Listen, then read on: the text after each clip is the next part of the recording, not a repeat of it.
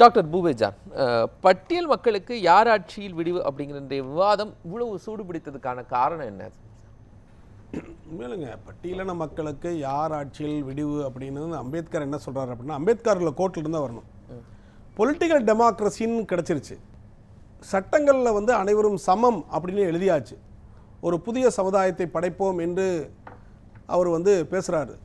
அப்போ இருக்க கடைசியில். ஆனால் இந்த பொலிட்டிக்கல் டெமோக்ரஸி எப்போ வந்து எக்ஸிக்யூட் ஆகணும் அப்படின்னா, சோசியல் டெமோக்ரஸி இருந்தால் தான் பொலிட்டிக்கல் டெமோக்ரஸியே ஒர்க் அவுட் ஆகும். சோசியல் டெமோக்ரஸி இல்லைன்னு வச்சுக்கோங்க, political democracy only on paper அப்படின்னு சொல்லிட்டு போயிட்டார். அது சட்டத்தில் மட்டும்தான் இருக்கிறது. அப்போ சோசியல் டெமோக்ரஸினா என்ன அப்படின்னா, சோசியல் டெமோக்ரஸியில் மூணு கான்செப்ட் தான் இருக்கணும். சமத்துவம், சகோதரத்துவம், சுதந்திரம். அதுதான் ஈக்குவாலிட்டி, லிபர்ட்டி அண்ட் ஃப்ரெட்டர்னிட்டி. அந்த ஒரு கூட்டு வாழ்க்கை இருந்தால்தான் பொலிட்டிக்கல் டெமோக்ரஸியே சரியாகும்னு சொல்றாரு. அதனால தான் அம்பேத்கர் என்ன பண்றாரு, பட்டியலின மக்கள் வந்து நீங்க ரெப்ரசன்டேஷனாக போனீங்கன்னா அப்படின்னா எந்த ஒரு கட்சிக்கும் அடிமையாக தான் இருக்கணும் அப்படிங்கிறார். You will be the slave for the big parties. அது ஏடிஎம்கே, டிஎம்கே, பிஜேபி எல்லா கட்சிக்கும் அது பொருந்தும். நீங்கள் அடிமைதான். அதனால தான் என்ன பண்றாரு அம்பேத்கர், என்ன பண்றாரு, இரட்டை வாக்கு உரிமை கொண்டு வர்றார். செப்பரேட் எலக்ட்ரேட் கொடுக்கிறார் அவர். எப்படி அப்படின்னா, உதாரணத்துக்கு இப்போ டிஎம்கே இருக்கட்டும், ஏடிஎம் கூட எந்த ஒரு பெரிய கட்சி ஒரு பட்டியலினத்திலிருந்து மேலே போகிறாங்க. போகும்போது அவங்க வந்து அந்த பட்டியலினத்தினுடைய உரிமைக்காக ரெப்ரசன்டேஷனாக உரத்து குரல் கொடுக்கவே முடியாது. ஏன்னா அந்த கட்சியில் இருக்கக்கூடிய பெரும்பான்மை இருக்கக்கூடிய கட்சியினுடைய தலைமை என்ன சொல்லுதோ அதுதான் இவர் கேட்க வேண்டியதாக போகுது. தலைமையை எதிர்த்து ஒரு பட்டியலினத்தில் தேர்ந்தெடுக்கப்பட்ட எம்எல்ஏ, எம்பி குரல் கொடுத்துன்னு வச்சுங்க, அவர் நீக்கப்பட்டுருவாங்க. இல்லை, இப்போ இவர் என்ன சொல்கிறாருன்னா, செய்யணும் என்ன சொல்கிறாருன்னா, திமுகலேருந்து யாருமே பொது தொகுதியில் நிற்கணும்னு கேட்கவே இல்லை.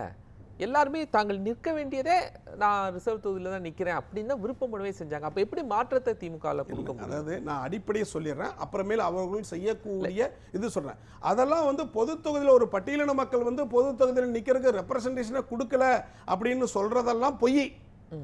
எல்லாரும் பொது தொகுதியில் ரெப்ரசன்டேஷன் கொடுக்குறாங்க, எலெக்ட் பண்ண மாட்டாங்க. ஒரு கட்சி, ஒரு டிஎம்கேவா இருக்கட்டும், ஏடிஎம்கேவா இருக்கட்டும், ஈவன் பிஜேபியா இருக்கட்டும், அவங்களாம் எலெக்ட் பண்ண மாட்டாங்க. ஏன்னா எலெக்ட் பண்ணா நீங்கள் ஜெயிக்க முடியாதுங்க. ஏன்னா ஒரு எலெக்ஷனில் இப்போ பார்த்தீங்கன்னா ஒரு வெற்றி தோல்வி நிர்ணயிக்குது, அது வந்து சாதி வாரி தான் அங்கே இருக்குது. அது இல்லாமல் ஒரு 30%, ஒரு கிட்டத்தட்ட 70% சாதி வாரியா ஓட்டுகள், மீதி இருக்கக்கூடிய பொதுவான இருக்கிறது வந்து ஒரு 30% ஓட்டுகள் அந்த நிலைமையை மாற்றுதுன்னு வச்சுக்கோங்க. சாதியை கடந்து, மதத்தை கடந்து ஓட்டு போடுறாங்க ஒரு 1/3. அப்போ என்னன்னா, பொதுவாகவே பெரிய பெரிய பார்ட்டிஸ் இருக்கக்கூடிய இங்கே இருக்கிற பார்ட்டிஸ் பட்டியலின மக்கள் பொது தொகுதியில் எடுத்துறதுக்கு என்ன பண்ண மாட்டாங்க, விருப்பப்பட மாட்டாங்க. அதுதாங்க. ஏன்னா பட்டியலின மக்களுக்கு மற்ற சாதியின ஓட்டு போட மாட்டாங்க. கண்டிப்பாங்க, அந்த ஒரு சிந்தனை இருக்கு. வேற சாதிக்காரர்கள் இந்த சாதிக்காரர்கள் ஓட்டு போட மாட்டான்னு ஒரு சிந்தனை இருக்குது. நீங்க ஒன்று சொல்லுங்க. ரெண்டாவது, பார்லிமெண்ட்ல 7 தொகுதி இருக்கு. எதுங்க? பார்லிமெண்ட்ல 7 தொகுதி இருக்கு. அசம்பிளியில் 42 தொகுதி இருக்குன்னு வச்சுங்களேன். இங்க பட்டியலின சமூக கேண்டிடேட்டுக்கு திமுகல இருந்து மற்ற கட்சிக்காரங்க, மற்ற சமூகத்தில் இருக்கவங்க ஓட்டு போட மாட்டாங்களா? பொதுவான மற்ற ஜாதியினர் வாக்களிக்க மாட்டாங்களா? இது என்ன? இல்ல இருங்க, நான் ஒன்று சொல்லிடுறேன். அதாவது மக்கள் வாக்களிப்பார்கள். இப்போ ஜெயலலிதா அவர்கள் வந்து கண்டிப்பாக தலித் எழுதி திருச்சியில் நிற்க வச்சு ஒரு கமாண்ட் கொடுத்தாங்க, ஜெயிக்க வச்சாங்க, முடிஞ்சது. அது போன்ற ஆளுமையுள்ள தலைமை இருக்க வேண்டும். ஏன் கருணாநிதி அவர்கள் அந்த ஆளுமை உள்ள தலைவரா இல்லையா? ஸ்டாலின் அவர்கள் அந்த ஆளுமை உள்ள, அதற்கான தைரியம் வரணுங்க, அதற்கான தைரியம் வரணும். இப்போ திமுகவில் வந்து பொது தொகுதியில் நிற்க வச்சு ஒரு பட்டியலினத்தில் நிற்க வச்சு எந்த தொகுதியிலும் ஜெயிச்சாங்க? கேட்கலங்கறாங்க. இல்ல யாருமே விரும்பி கொடுக்கணும்ங்கறேன், கொடுக்கணும். அவர் கேட்காம எப்படி கொடுக்க இல்ல இல்லங்க, நான் ஒன்று சொல்ல, கேட்கல அப்படிங்கிறது வந்து ஒரு பொதுவான கருத்தா சொல்றார். ஒரு கேட்கல அப்படிங்கிறது பொதுவான கருத்தா சொல்றார். அது வந்து நம்ம வந்து அதை வந்து எனக்கு தெரியல, கேட்காமலாம் இருக்கவே மாட்டாங்க. கண்டிப்பாக ரெப்ரசன்டேஷன் பண்ணுவாங்க, அடிப்படையில் கொடுக்க மாட்டாங்க. நீங்க அதான் சரி சார், ரெண்டு விதியும் சார். ஒன்று, விவாதத்துக்கு பேசுவது வேறு, ப்ராக்டிக்கலாக பேசுறது வேறு. நான் ப்ராக்டிக்கலாக சொல்கிறேன். ப்ராக்டிக்கலாக வந்து என்ன சொல்லுவாங்க, ஏங்க உங்களுக்கு தாங்க ரிசர்வ்னு சொல்லிட்டு ஒரு கான்ஸ்டிடுவன்சி இவ்வளோ தொகுதி இருக்குதுல்ல, ஒரு 42 தொகுதி இருக்குல்ல, அதில் நீங்கள் போட்டி போட்டுங்க, இதில் வராதிங்க அப்படின்னு அவங்க ஒதுக்கிடுவாங்க ஃபஸ்ட்டு. இரண்டாவது வந்து பொருளாதாரம், அவங்ககிட்ட பொருளாதாரம் அந்த அளவுக்கு இருக்காது, செலவு பண்ணக்கூடிய அளவிற்கு அவங்களுக்கு காசு வசதி இருக்காது. இல்லை, மத்திய அமைச்சராக இப்போ ஆராசா போன்றவர்கள்லாம் மத்திய அமைச்சராக இருந்திருக்காங்க, அவங்க கூட இன்னொரு தொகுதியில் நான் என்ன சொல்றேன், அதுதான் இந்த அடிப்படையே இதுதாங்க. ஒன்று வந்து என்ன அப்படின்னா, உங்களுக்குன்னு ரிசர்வ்னு தொகுதி இருக்குல்ல, அதில் போய் போட்டி போட்டுங்க. ஒன்று. ரெண்டாவது பொருளாதாரம், மூணாவது அது வந்து அப்புறம் வந்து எலெக்ஷனுடைய வின்னிங் சாய்ஸ் பார்ப்பாங்க. ஏங்க நீங்கள் பட்டியலத்தில் வச்சுருந்தா மற்ற இந்த ஓபிசி பிசி மற்றவர்கள்லாம் ஓட்டு போட முடியாதுங்க, தோற்றுருவாங்க அப்படின்னு மூணாவது. இது எல்லாம் உடைச்சு இந்த காரணங்களை எல்லாம் உடைச்சு எந்த தலைமை நீங்கள் நில்லுங்க, உங்களுக்காக நாங்கள் குரல் கொடுக்குறோன்னு யார் தலைவர்கள் நின்று பண்ணுறாங்களோ அப்போதாங்க வின்னிங் வாய்ப்பு இருக்கு. சார், ஒரு சுயேட்சை சின்னத்தில், ஒரு தீப்பெட்டி சின்னத்தில் நின்னா கூட வெற்றி பெற வைக்க முடியுது திமுகவால். ஆனால் தன்னுடைய சொந்த உதயசூரியன் சின்னத்தில் ஒரு பொது தொகுதியில் ஜெயிக்க வைக்க முடியாதா ஒரு மாவட்ட தலைவரால்? அதுதாங்க அவங்களுக்கான அந்த நினைவுகள் வரணும், அந்த எண்ணம் வரணும் அவங்களுக்கு. தலைவர்களுக்கு என்ன வந்து பட்டியலின மக்களுடைய இந்த இதில் நிற்க வச்சு ஜெயிக்க வைக்கணும்னு என்ன வரணும் சார். நான் அதுக்கே போல சார். நீங்கள் வந்து எலெக்ஷனில் ஜெயிக்க வைக்கிறீங்க, அவங்க எம்எல்ஏ ஆகிறாங்க, ரெப்ரசன்டேஷன் சார், அந்த இதே இல்லை சார். நான் ஒன்று சொல்கிறேன் சார், பொது சுடுகாட்டில் புதைப்பதற்கான அனுமதியை கொடுங்க சார். நடக்கக்கூடிய பாதையில் எல்லாரும் போய் நடக்கலான்னு அந்த அனுமதியை வாங்கி கொடுத்தாவே போதும் சார். அதான் அம்பேத்கர் சொல்லாரு. அது இல்லையா தமிழ்நாட்டில் இன்னைக்கு வரைக்கும்? புரியுது சார். அது தமிழ்நாட்டில் இல்லையான்னு சார் இருக்கு சார். பல இடத்துல வந்து ஈவன் ஒரு பட்டியலின மக்களுடைய அந்த அவர்களுடைய இறந்து போனவர்களுடைய இடத்தை வந்து பொது வீதியிலே போக முடியாது சார். அப்படியா? ஆமா, எவ்வளவு இருக்குது அந்த மாதிரி நிலைமை எவ்வளவோ இருக்குதுங்க. சுடுகாட்டுகள்ல வந்து தனி இருந்தது, இப்ப மாறி போச்சு. இருக்குதுங்க. இல்ல அதை கேட்டு குற்றச்சாட்டு நீங்க ஒண்ணு சொல்றீங்க. கண்டிப்பா இருக்குதுங்க, இல்லாம இல்ல, எல்லா இடத்துலயும் இருக்குதுங்க. எல்லா இடத்துலயும் இங்க பாருங்க, சுடுகாடுகள்ல வந்து சுடுகாடுகள்ல அவருக்குன்னு ஒதுக்கப்பட்ட சுடுகாட்டுல தான் புதைக்கணும். சாதாரண மத்த இருக்கக்கூடிய சமூகத்தில் இருக்கக்கூடிய சுடுகாட்டுல புதைக்க விட மாட்டாங்க. இருக்குதா இல்லையா? அந்த மாதிரி பிரச்சனைகள்லாம் வரக்கூடாதுங்கிறதுக்கு தான் விடுதிக்கு கூட சமூக நீதி விடுதின்னு மாத்தினாங்க திமுக. அது இருக்குதா இல்லையான்னு அந்த மாதிரி ஒரு சில இடத்துல இருந்ததெல்லாம் திமுக ஆட்சியில களையப்பட்டு சரி செய்யப்பட்டது. ஆமா, நீங்க கிராமத்துல ஒரு ஊரை சொல்லுங்க. எல்லா ஊர்லயும் அதாவது ஒட்டுமொத்தமா ஒரு ஹேட்சத்துல அடிப்படையில் சொல்லக்கூடாது. குற்றச்சாட்டு சுமத்தும் போது இந்த ஊர்ல மறுக்கப்பட்டது அப்படின்னு சொல்லி அதுக்கு திமுக ஆட்சியில தீர்வு காணலன்னு சொல்லுங்க, பதில் சொல்ல தயாரா இருக்கு. ராமநாதபுரத்துல போகலூர்ல எஸ்சி எஸ்டி வந்து எல்லா இடத்துலயும் தன்னை புதைத்துக் கொள்ள முடியுமா? நான் ஒன்னே சொல்றேன், எந்த ஊர்ல எல்லா ஊர்களையும் ஊர் வேறு சேரி வேறு இரண்டு இந்தியாங்குது. சேரிங்கிற வார்த்தையை பயன்படுத்த கூடாதுன்னு சட்டம் கொண்டு வந்தது திமுக. சேரி வார்த்தையெல்லாம் மாத்திக்கலாம். நான் ஒண்ணு சொல்றேன் கேளுங்க. ஊர் வந்து இந்தியா ஒரே இந்தியாவே கிடையாது, இது இரட்டை இந்தியா. நான் சொல்றேன், ஒன்று தலித்துகளுக்கான சேரி இந்தியா, மற்றொன்று சேரி இல்லாத இந்தியா. இதுதான் முக்கியம். இரண்டாவது ஊர் என்று சொன்னால் சேரி ஊர், இதுதான். இரண்டுக்கும் தொடர்பே கிடையாது. இது ஏன்னா இந்த தலித்துகள் என்று சொல்லக்கூடிய மக்கள் பூர்வகுடி மக்கள். இவர்கள் ஆதி தமிழ் குடிகள், பூர்வீக பௌத்தர்கள், வர்ணத்தில் வராதவர்கள், அவர்னாஸ் என்று சொல்லக்கூடிய இவர்கள் அவர்ணர்கள். பௌத்தர்களா? ஆமா, தலித்துகள் பௌத்தர்கள், பூர்வீக பௌத்தர்கள், அவர்னாஸ் அதாவது வர்ணத்தில் வராதவர்கள். பிராமணன், சத்திரியன், வைசியன், சூத்திரன் என்று வர்ணத்தில் வராதவர்களை அவர்ணர்கள், பஞ்சமர்கள் என்று சொல்லக்கூடியவர்கள். இவர்கள் இந்துக்கள் அல்ல.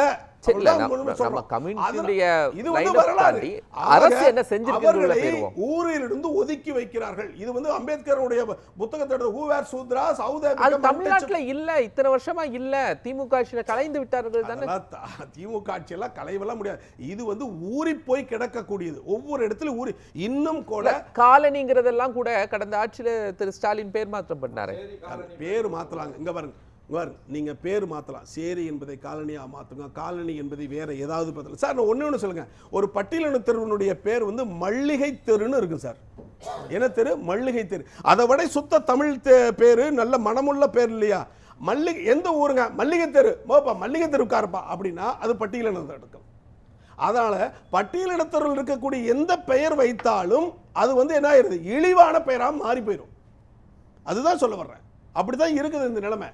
ஆக நான் என்ன சொல்ல வரேன்னா, வரக்கூடிய திமுக மற்ற கட்சிகள் எல்லாம் செய்திருக்கிறார்கள். அதாவது பட்டியலின மக்களுக்கு சில உதவிகளும் சில முன்னேற்றங்களும் செய்திருக்கிறார்கள். அதெல்லாம் நம்ம மறுக்க முடியாது. அதெல்லாம் சிலதானா? ஆமாங்க, சரி, பல செய்திருக்கிறார். ஆனால் அடிப்படையிலே என்னன்னா பட்டியலின மக்களுக்கு மாற்றம் உருவாகலையா சார்? நான் என்ன சொல்றேன், அம்பேத்கருடைய வார்த்தைகளை கோட் பண்ணி சொல்றேன் sir. Ours is a battle not, எங்களுடைய இது வந்து என்னன்னா, it's not for the power, not for the money, this is for the freedom சொல்றாரு. அதான் அம்பேத்கர் சொல்றாரு. எங்களுடைய போராட்டம் என்பது எங்களுக்கு விடுதலை தான். எங்களுக்கு பதவிக்காகவோ பணத்திற்காகவோ எங்களுடைய போராட்டம் இல்லை. ours is a battle not for our money, not for the powerங்கறாரு. it's for the freedom, it's a reclamation of the human personalityங்கறாரு. அதான் அம்பேத்கர் சொல்றாரு. ஆக இவர்களுடைய சுதந்திரம் வந்து என்னதுன்னா, அதனால தான் என்ன பண்றாரு அம்பேத்கர் வந்து நீ பொலிட்டிக்கல் ஃப்ரீடம் இல்லைன்னா கூட சோசியல் ஃப்ரீடத்திற்காக அவர் வந்து முன்வைக்கிறார். அப்ப சோசியல் ஃப்ரீடம் வேணும்னா அதுதான் சொல்ல வர்றாரு இந்த காரியத்துல. மதம் மாற்றம் என்பதே சோசியல் ஃப்ரீடம் சொல்லி முன்வைக்கிறார். அதான் வந்து பௌத்த மதத்திற்கு, ஏனால் ஆதி மதமாகிய பௌத்த மதத்திற்கு திரும்புகிறார். அது மதம் மாறுதல்ல, மதம் திரும்புதல். தமிழ்நாட்டுக்கு இது வந்து ஹிஸ்டரி. நான் தமிழ்நாட்டுக்குள்ள சொல்லுவோம். நீங்க ஓவராலா ஒரு பெரிய ஹிஸ்டரியை நீங்க வரலாற்று சொல்லுங்க. தமிழ்நாட்டுக்குள்ள திராவிட இயக்கங்கள் திமுக நிறைய மாற்றங்களை செஞ்சிருக்கு அப்படிங்கிறத பட்டியலிட்டாரு செய்யும். அதனால என்ன அளவுக்கு டெவலப்மெண்ட் வந்திருக்கு தனித்துவமா அவங்க சொல்ல, பட் ஒரு பெரிய லெவல்ல டெவலப்மெண்ட்டை உருவாக்கியிருக்காங்க. தாவேக்கா அப்படி இல்லை அப்படிங்கிற மாதிரி சொல்றாங்களே, அது அவங்களுடைய கடமையே. தாவேக்கா வந்து இப்போ தான் கிட்டத்தட்ட ஒரு 2-3 மாதம் தான் இருக்கு, ஒரு 3 மாதங்கள் போயிருக்கு. நீ போக போக தான் தாவேக்கா எந்த அளவுக்கு பட்டியலின மக்களுக்கு சலுகை செய்கிறார்கள், அவர்கள் ஒதுக்கப்பட்ட நிதி எப்படி சரியாக அவங்க வந்து யூஸ் பண்ணுறாங்களா. ரெண்டாவது இப்போ வந்து போஸ்ட் மெட்ரிக் ஸ்காலர்ஷிப்பாக இருக்கட்டும், இல்லைனா அயல்நாடுக படிக்கக்கூடிய மக்களுக்கான உதவித்தொகையாக இருக்கட்டும், எப்படி பண்ணுறாங்க, அவங்களுடைய திட்டங்களை எப்படி எடுத்து செய்கிறாங்க, போன திமுக செய்யக்கூடிய உதவிகளை விட இவர்கள் எந்த அளவுக்கு அதிகமாக செய்கிறார்கள் என்கிறத பார்க்கணும். திமுக இருக்கக்கூடிய உதவிகள் சிலதெல்லாம் செஞ்சுருக்காங்க. இப்போ பார்த்தீங்கன்னா எம்சி ராஜா ஹாஸ்டல் வந்து ரொம்ப மோசமாக இருந்துச்சு, அதை கிட்டத்தட்ட 7 அடுக்கு மாடியாக கெடுத்து நல்ல வசதிகளாக செஞ்சு கொடுத்துருக்குறாங்க. போஸ்ட் மெட்ரிக் ஸ்காலர்ஷிப் அப்படிங்கிறது கொடுத்துருக்குறாங்க. ரெண்டாவது வந்து அயலகத்தில் இருக்கக்கூடிய தலித் மாணவர்களுக்கு வந்து படிக்கக்கூடிய உதவிகளை அவர்கள் செஞ்சுருக்கிறாங்க. கிராமங்களில் இருக்கக்கூடிய மற்ற இருக்கக்கூடிய உதவிகள் எல்லாம் செஞ்சுருக்கிறாங்க. மேம்பாட்டு திட்டமெல்லாம் நடந்திருக்குது. இது போன்ற விஷயங்கள் எல்லாம் செஞ்சுருக்கிறாங்க. யார்? திமுக அரசு செஞ்சுருக்குது. ஆனால் இது இல்லாமல் என்ன அப்படின்னா, இதெல்லாம் நாம் என்ன சொல்ல வரோம்னா, புண்ணுக்கு மருந்து போடக்கூடிய விலைதான். புண்ணே இல்லாமல் பண்ணணும், அதுதான் ரூட் காசே எடுக்கணும். அதுதான் பட்டியலின மக்களோட உண்மையான விடுதலை. இந்த ரூட் காசை எடுக்கிறது அது செப்பரேட் டாபிக், செப்பரேட் டிபேட். அது நான் உள்ளே போல. இவர்கள் புண்ணுக்கு மருந்து போடுகிறார்கள், புண்ணுக்கு மருந்து போட்டு புண்ணை ஆற்றுவதற்கான வேலைகள் எல்லாம் செஞ்சுட்டு இருக்கிறாங்க. அது கரெக்ட் தான், அதெல்லாம் பண்றாங்க. அப்போ இதில் யார் அதிகமாக அந்த மருந்தை போட்டு புண்ணை ஆற்றுகிறார்கள் அப்படிங்கிறதா விவாதம் கண்டிப்பாக இருக்கு. இது வந்து டிஎம்கேவா ஏடிஎம்கேவா இப்போ இருக்கக்கூடிய தாவேக்கா அப்படிங்கிறதா அப்படிதான் பார்க்கணும். அப்போ எப்படின்னா இது வந்து அனலைஸ் பண்ணி தான் பார்க்கணும். இப்போ வந்து மத்திய அரசினுடைய நிதி பட்டியல் சமூக மக்களுக்காக நிறைய வருது. சில நேரங்களில் அது முழுமையாக பயன்படுத்தாமல் ரிட்டர்ன் ஆகக்கூடிய செய்திகள்லாம் நம்ம பார்க்குறோம்ல, அது எதனால? அதுதாங்க நம்மளுக்கு உண்மையிலுமே அது ஒரு பெரிய கவலையாகவும் இருக்கு. சில நேரங்களில் அந்த நிதியில தான் இலவச திட்டங்களை அறிவிக்கிறாங்க. நீங்க முன்னாடி குற்றச்சாட்டுகள்லாம் தொலைக்காட்சி பெட்டி கொடுக்கும் போதெல்லாம் அந்த குற்றச்சாட்டுகள் உருவாயிருந்துச்சு. கண்டிப்பா அது எப்படி நடக்குது? இல்லை, கரெக்டாக நீங்கள் சொல்கிறது வந்து உண்மையாலுமே, அதாவது மத்திய அரசு பட்டியலின மக்களுக்கு ஒதுக்கப்பட்ட நிதிகளை சரியானபடி பட்டியலின மக்களுக்காகவே, அதாவது அவர்களுடைய திட்டங்களுக்காகவே ஒதுக்கப்பட்டு செலவு செய்யப்படுகிறதா என்பதை வந்து இது புரிதல் வந்து நிறைய பேர்த்துக்கு யாரை கேட்டாலும் தெரிய மாட்டேங்குது. எவ்வளவு ஒதுக்கியிருக்காங்க, எவ்வளவு செலவு பண்ணியிருக்கிறாங்க, அது கரெக்டான இதில் போயிருக்குதா, ரிட்டர்ன் ஆகுதான். நிறையா சமயத்தில் வந்து என்ன சொல்ல, பொதுவாக வலைதளங்களில் வந்து என்ன பட்டியலுக்கு ஒதுக்கப்பட்ட நிதிகளை வந்து திருப்பி அனுப்பப்பட்டு அப்படின்னு நிறைய சொல்கிறாங்க. ஆனால் அதை அந்த குற்றச்சாட்டுகளை நம்ம ஸ்டாலின் அவர்கள் வந்து போன ஆட்சியில் கேட்டபோது கண்டிப்பாக அந்த மாதிரி நாங்கள் யூஸ் பண்ணலை அப்படின்னு சொல்லியிருக்கிறாங்க. பட் ஆத்துனை கேட்டடா அதுக்கு ஒரு ஒயிட் பேப்பர் மாதிரி இந்த மாதிரி செய்யல அப்படிங்கிற ஒரு தகவல் கொடுத்தாங்களா என்னன்னு தெரியல. 83ல் 400 சீட்டு வைத்துக் கொண்டு ராகுல் காந்தி ஐயா பஞ்சாயத்துக்கான உரிமைகளோட இதெல்லாம் நிதி நேரடியாக போகும்னு ஒரு திட்டம் கொண்டு வந்தார். பஞ்சாயத்துக்கு டைரெக்டாக நிதி போகணுங்கிற ஒரு சூழ்நிலை வந்ததுன்னா அங்கே வந்து தானே ஏழ்மை வசதி இல்லாதவர்கள் படிக்கணும்னு நினைக்கிறவங்கன்றது வந்துடும். மைக்ரோ லெவல் மேனேஜ்மெண்ட் அதை பண்ணாமல் ஸ்ட்ரைட்டாக எதுவாக இருந்தாலும் நிதியமைச்சர் தான் கொடுப்பாருன்ற மாதிரி கொண்டு வந்தீங்கன்னா அது செத்து போகும். கிட்டத்தட்ட 40 வருடம் பஞ்சாயத்துங்கிறது கொண்டு வரதுக்கு. இங்கே எலெக்ஷனே நடக்க மாட்டேங்குது. எலெக்ஷன் நடத்தி கிராம சபா மீட்டிங் நடத்தி அந்த இடத்துக்கு கரெக்டாக கொண்டு போனோம்னா பட்டியலினத்தவர் என்ன யாரெல்லாம் பாதிக்கப்பட்டாங்களோ அவங்க எல்லாரும் மேலே வந்துருவாங்களே. எனக்கு ஒரே ஒரு கேள்விக்கு மட்டும் நான் கேட்டுடுறேன், ஜான் சாருங்கிறதுனால கேட்குறேன்னு தயவுசெய்து தப்பாக நினச்சிக்காதீங்க. அதாவது இந்த SC/STக்காக சுடுகாடு இல்லை, சுடுகாடு தனியாக இருக்குது, இவங்களுக்கு தனியாக சுடுகாடு இருக்குது, அங்கே மட்டுமா இருக்குது? கிறிஸ்தவத்துல எஸ்சிக்கு அது பெந்தகோஸ்தேக்கு தனியா, சிஎஸ்ஐக்கு தனியா, கத்தோலிக்கு தனியா இல்லையா? இஸ்லாத்துல வெவ்வேறு விதமான கிரேவியார்டு இருக்கா இல்லையா? நான் என்ன கேக்குறேன் சார், இந்த கிரேவியார்ட்ல அவனை போடக்கூடாது, இந்த கிரேவியார்ட்ல அவனை போடக்கூடாது, ஏதாவது இருக்குங்களா? தவறான வாதம். நீ கிரேவியார்டு இருக்கா இல்லையா? நான் சொல்றேன் கேளுங்க, இருக்கா இல்லையா சார்? இல்ல ப்ளீஸ் ப்ளீஸ், அது வேற ஒரு மாற்றி பதைக்க முடியுமா சார்? அது பெந்தகோஸ்துக்கு தனி, சிஎஸ்ஐ தனில சார் அங்க இருக்க இருங்க நான் சொல்றேன் கேளுங்க. அது வேண்டாம். இல்ல அது கொஞ்சம் வித்தியாசமா நான் ஒண்ணே ஒண்ணு சொல்றேன் கேளுங்க. மட்டும் இல்ல எல்லாத்துக்குமே அந்த பிரச்சனை இல்ல கிடையவே கிடையாது. அந்த பிரச்சனை இந்த பிரச்சனை சேர்க்க முடியாது. இது தவறு. நான் ஒண்ணு சொல்றேன் சார், நான் சொல்றேன். இல்ல எனக்கு அது புரியுது. கிறிஸ்தவர்களுக்கு சுடுகாடு அப்படிங்கிறது வந்து சர்ச் சரி ஆமா சர்ச் பேஸ்ட் சுடுகாடு சார் அது. இப்ப அது புரியுது. அதனால அதுக்கு மேல நான் அதை நீட்டிக்க விரும்பல. ஆர்சி சர்ச்சில் இருக்கிறவங்களுக்கு ஒரு சுடுகாடு இருக்கு. அப்ப அந்த சர்ச் மெம்பர்ஸ் இருக்கிறவங்க எல்லாரும் அதுல புதைக்க யார் வேணாலும் போய்க்கலாம். அது எந்த சாதிக்கு கத்தோலிக்கும் பெந்தகோஸ்துக்கும் வித்தியாசம் கிடையாது. இல்ல அது வேண்டாம். ஒரே கிரேவியார்ட்ல ரெண்டு பேரும் புதைக்கப்படுவாங்க. அதுல வந்து வழிபாடு முறைகள் தான் வித்தியாசம். ஒரு இல்ல கடவுள் கிரேவியார்ட்ல புதைக்கப்படுவாங்க. அடித்தள பிரச்சனையே நமக்கு என்ன தெரியுமா? நம்ம பிரித்தாளுகிறோம். இல்ல சார் ஒரே வரி பிரித்தாளுகிறோம். அதனால தான் பிரச்சனை. பிரித்தாளுல பிரிந்து கிடக்கிறதுங்க.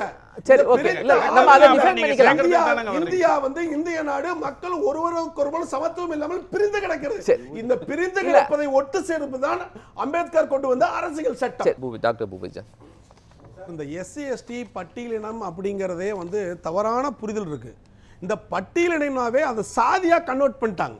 ரவிச்சந்திரன் சார் கூட அந்த பொருள் தான் பேசுறாரு. சாதியா கன்வெர்ட் ஆயிட்டாங்க சார். பிசி கூட ஷெட்யூல்டு தான், பேக்வர்ட் காஸ்ட்மே ஷெட்யூல்டு. யாரெல்லாம் பாருங்க, நான் ஒன்று சொல்றேங்க. எப்போ பிரிக்கிறாங்கன்னா மாண்டேகோ செம்ஸ்போர்ட் காலத்தில் எப்படி பிரிக்கிறாங்கன்னா இந்துக்கள் சீக்கியர்கள் அல்லாதவர்கள் அத்தனை பேரும் ஷெட்யூல்டு. அது 3 ஷெட்யூல்டா பிரிக்கிறாங்க. ஒரு ஷெட்யூல்டு தான் வந்து எல்லாமே பிற்படுத்தப்பட்டவர்களா வருது. இந்த பட்டியலின மக்கள் சொல்றாங்கல்ல அவங்க வந்து தான் பேக்வர்டு, மற்றவங்க எல்லாத்தையும் அதர் பேக்வர்ட், ஓபிசி பேக்வர்ட்.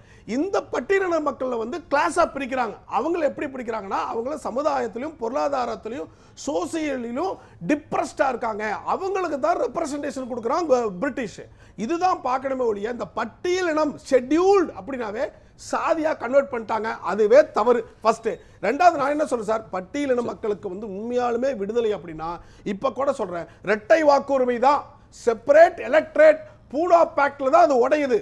அதுதான் அம்பேத்கர் சொன்னக்கூடிய செப்பரேட் எலக்ட்ரேட் வந்தா தான் அவங்களுடைய உண்மையான உரிமை கிடைக்கும் சார்.